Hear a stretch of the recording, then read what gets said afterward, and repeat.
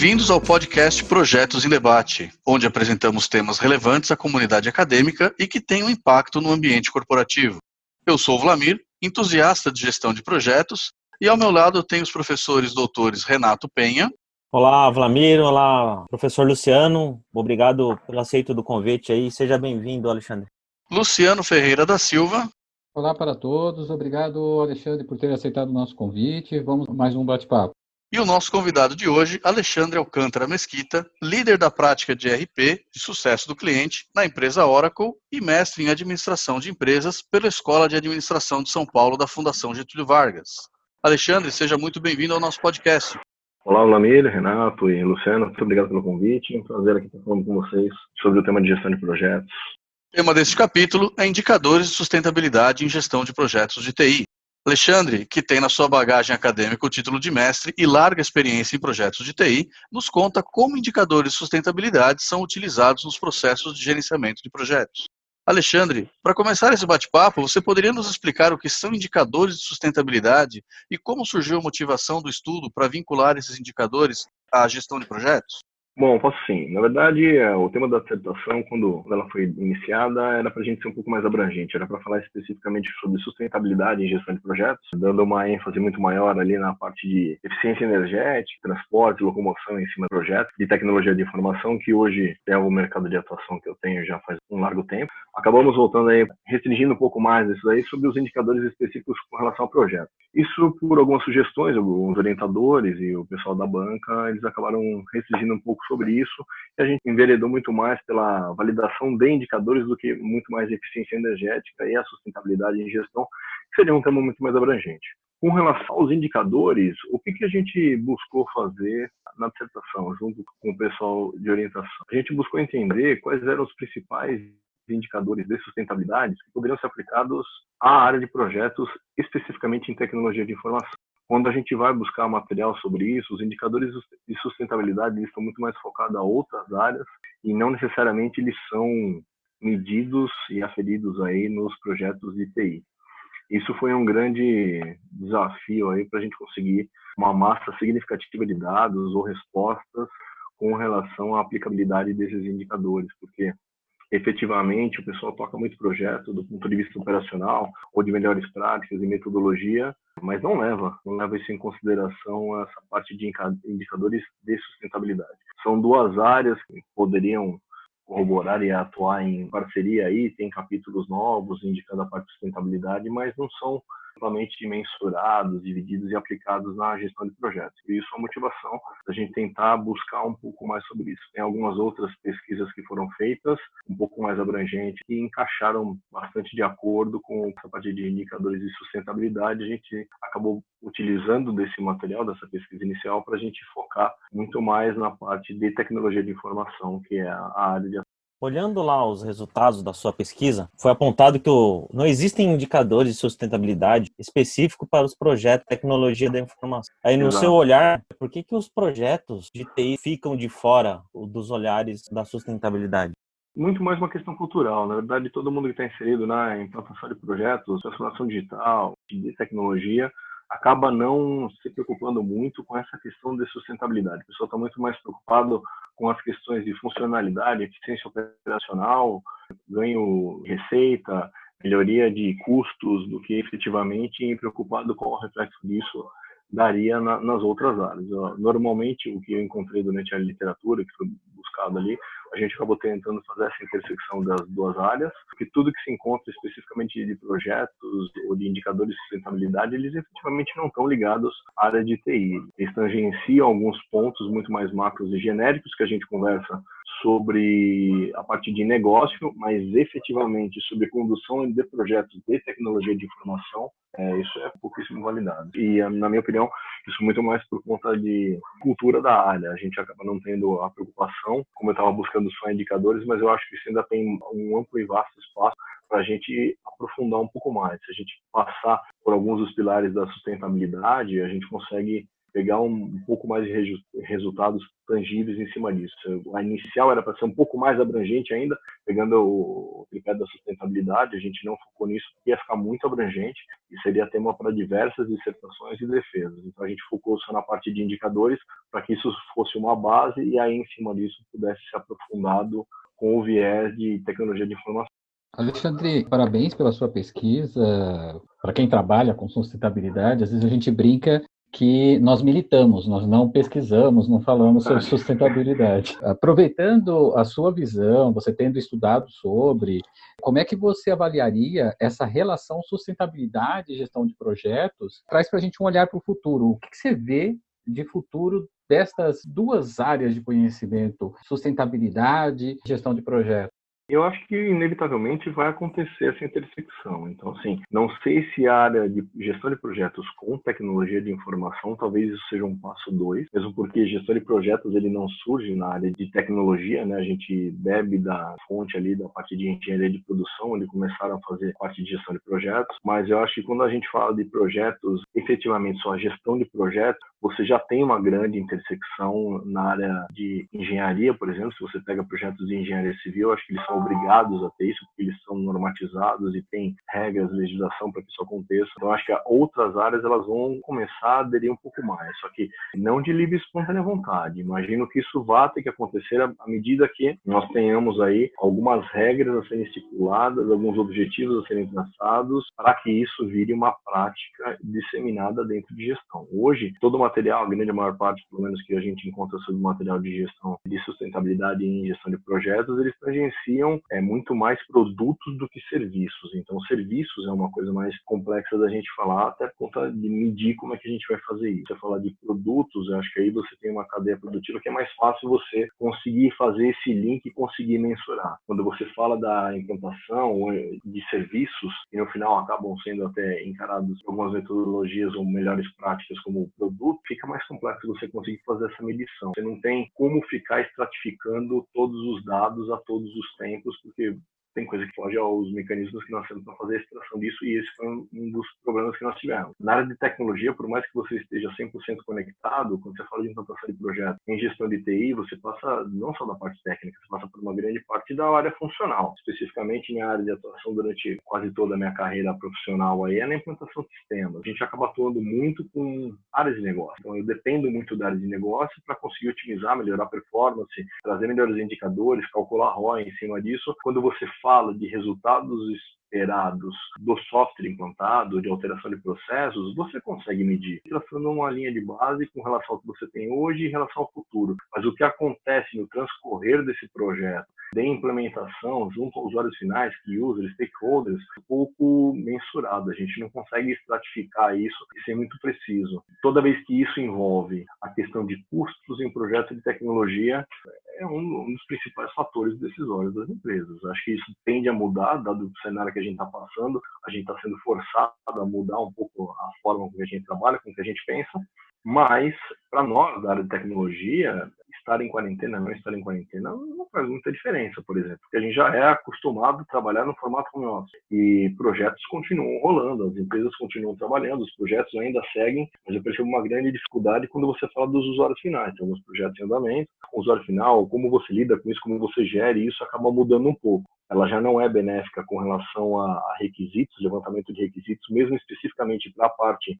funcional e necessária, requisitos de projeto, quanto mais para a gente conseguir fazer essa mensuração aí da parte de sustentabilidade, utilizando esses outros indicadores que estão na pesquisa. Então, como é que você faz essa mensuração? Você não tem controle deles em algumas fases de projeto, na fase de levantamento, na fase de homologação, você consegue controlar um pouco mais resultados que o software está trazendo, mas se não são indicadores necessários que vão afetar, por exemplo, a parte financeira do projeto, só não toma muito isso em consideração, não. Eles vão tomar isso como uma premissa para ter uma reciprocidade ou então como uma conta contrapartida para você reverter aquilo que você está fazendo, que você economizou em viagens, em referências, em deslocamentos. Você acaba não mensurando isso para fazer a reversão. Você encara isso como um saving de projeto, mas você acaba não efetivamente mensurando isso como um indicador da prática de sustentabilidade em projetos de tecnologia de informação. Acho que a gente acaba negligenciando um pouco isso, acaba entendendo tudo que não acontece desses custos que poderiam ser revertidos uma parte para devolver para a sustentabilidade e acaba sendo negligenciado e encarado como uma parte de ganho ou saving do projeto.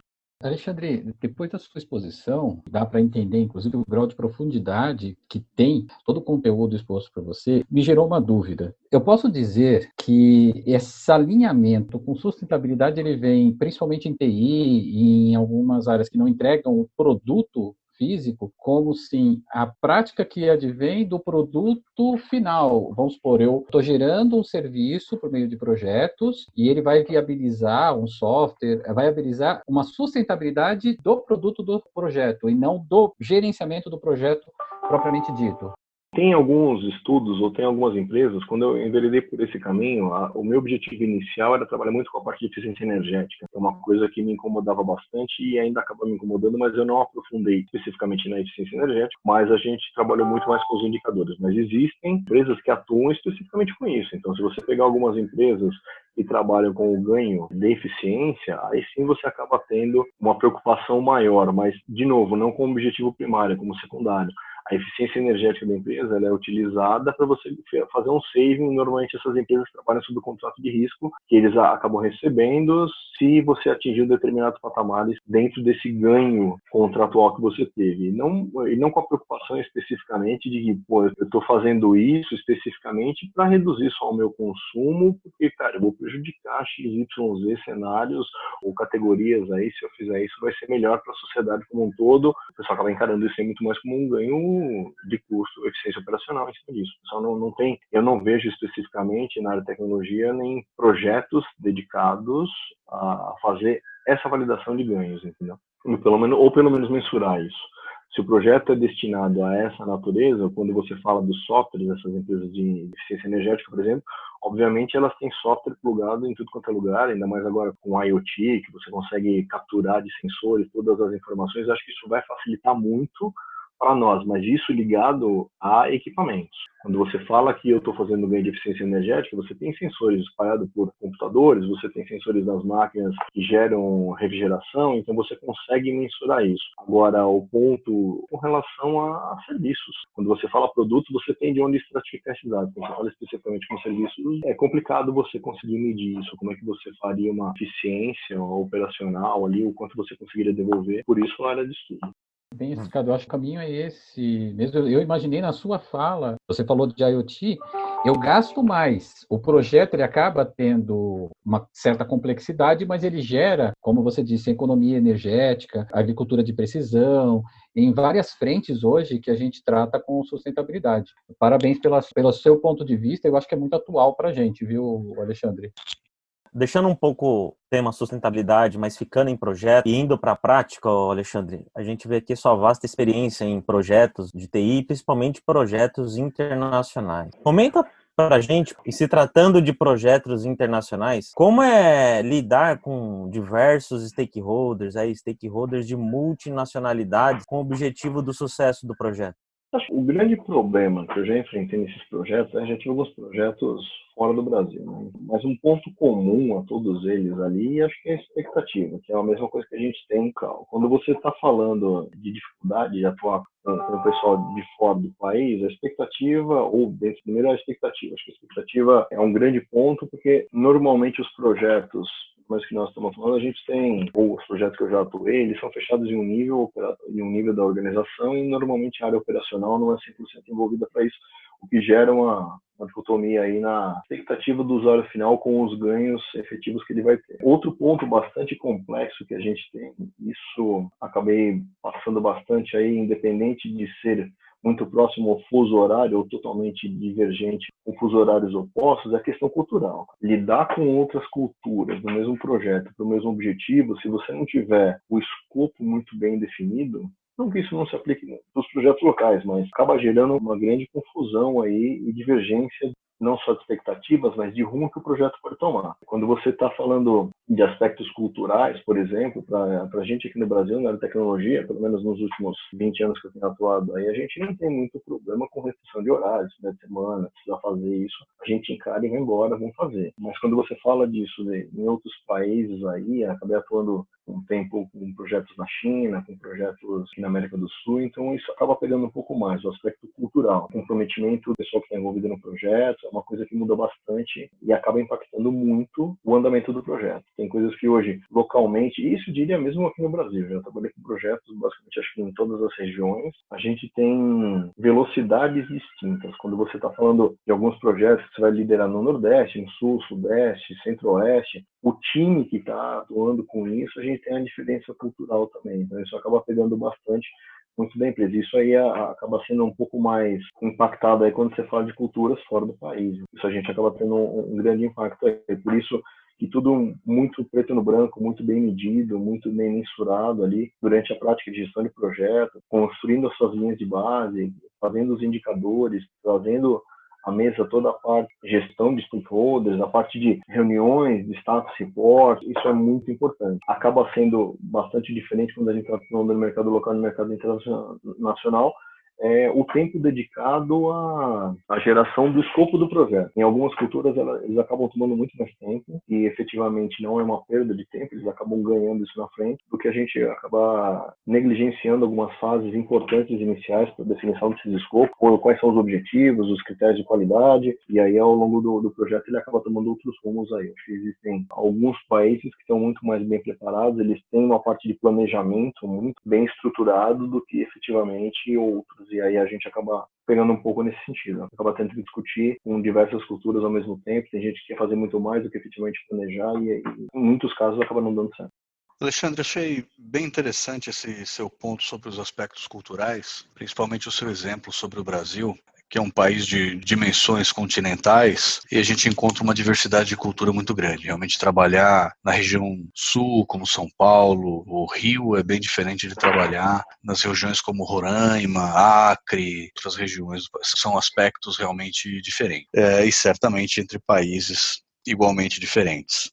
Nós falamos também da distância entre os decisores e os executores. É um ponto bem interessante aqui de diferença entre projetos locais, onde você tem um universo, um contexto de trabalho bem mais reduzido do que num contexto de um projeto global. Mas eu queria te perguntar se você pudesse nos trazer aqui alguma lição aprendida que foi importante para você durante esse tempo. O que você citaria?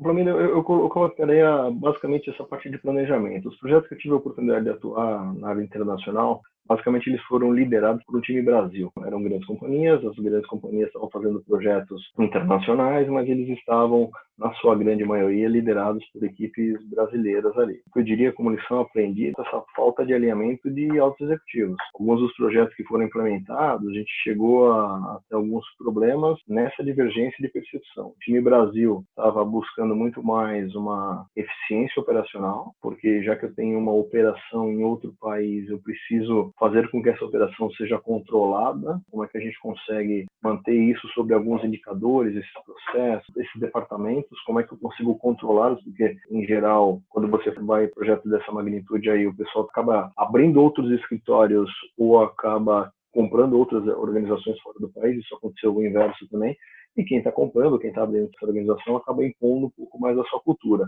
Mas essa falta de alinhamento entre os grandes stakeholders do projeto, ou não só os stakeholders, mas os sponsors, porque quando você faz projetos grandes ou de implantações mais pesadas aí, você acaba tendo muito mais que um sponsor. O sponsor não é só aquele cara que está pagando a conta ali, que está assinando o cheque para você fazer o projeto. Você tem o sponsor que está recebendo também essa tema do outro lado, essa alteração de processo. E aí eu acho que acaba sendo muito mais fluxo esse alinhamento do que efetivamente um alinhamento muito mais preciso e tangível para todo mundo, com os objetivos esperados da operação. O pessoal acaba não alinhando 100% no detalhe o que é esperado e acaba gerando muitas vezes uma frustração em quem está recebendo esse software, porque ele está esperando muito mais quando você está montando essa operação, quando você foi adquirido, você está armando uma nova operação, que especificamente é uma operação já estabelecida, que funciona redondo, você já tem indicadores, você já tem métricas, você consegue quantificar. para quem está recebendo isso, dos projetos que eu participei, em geral existe uma quebra aí de entendimento do objetivo final do projeto. Eles têm em linhas gerais isso alinhado, mas especificamente no detalhe, o que está esperando ali, acho que acaba quebrando essa expectativa. E aí começam as brigas entre as áreas, né? E a equipe de projeto acaba ficando no meio do caminho. E você tem áreas que estão precisando de determinadas funcionalidades ou de determinadas entregas que não são efetivamente as entregas e as áreas que foram contratadas para você fazer o projeto. Então existe um pouco dessa discrepância entre os grandes stakeholders do projeto, né? Alexandre, aproveitando um pouco mais essa sua experiência de projetos globais, dá para notar a complexidade disso na sua fala e a tua experiência, inclusive, como dito aqui, vários pontos que requer a atenção do gerente de projeto. Mas o gerente de projetos ele tem que potencializar algumas competências nesse contexto global. Com base na sua experiência, que tipo de competências diferenciam um time internacional de um time local? Idioma, basicamente, é um deles. Para falar, pô, mas tem gente que vai gerenciar projeto internacional se não fala outro idioma. Já tive algumas experiências assim. Quando você pega idioma, você acaba tendo que ter um contato, pelo menos tem que ter um idioma base aí no meio do caminho para você conseguir se comunicar e a coisa fluir, porque senão você fica dependendo muito de interlocutores no meio do caminho e muitas das vezes essa informação ela acaba se perdendo no meio das traduções. Então, a hora que você tem que traduzir de um idioma X para o idioma Y, se isso não está muito bem escrito, se isso não está muito bem claro, o gerente de projeto pode ter problemas com isso. Não estou falando que ele precisa ser um poliglota para fazer, mas ele precisa ter pelo menos alguém que consiga dar a base para ele, alguns líderes que consigam fazer isso, porque senão ele acaba perdendo o controle, principalmente do escopo de projeto. Perda de visão do escopo do entregável do projeto se você não tiver uma boa comunicação. Outra parte é saber lidar com pessoas, principalmente a gestão de pessoas. A mesma informação que eu entrego para o Luciano, não necessariamente eu tenho que entregá-la da mesma forma para o Vlamir e para o Renato. Eu posso dar a mesma mensagem de forma diferente, desde que o final seja o mesmo. Então, a gente precisa tomar muito cuidado quando você está lidando com pessoas que você não tem que tomar mais cuidado local, mas quando você vai para uma outra cultura, para outras atividades, ali você precisa ter um certo cuidado de não interferir no que é o aspecto cultural deles. Isso é bastante relevante e acabamos passando por algumas fases que isso teve que ser tomado um cuidado bastante específico.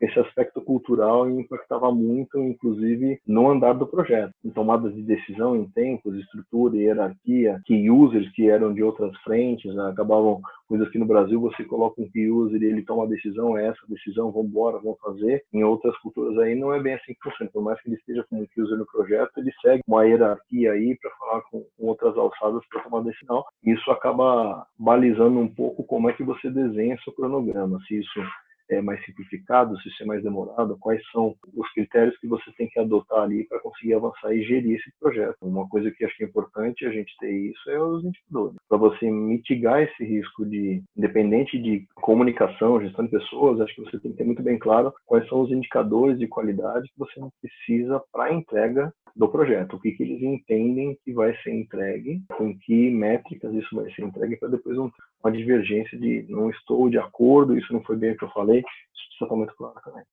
Excelente, Alexandre. Muito obrigado pela sua participação e contribuição com o podcast. Alexandre, para quem estiver nos ouvindo e tiver interesse em estender essa conversa contigo, qual seria o canal mais conveniente para encontrá-lo?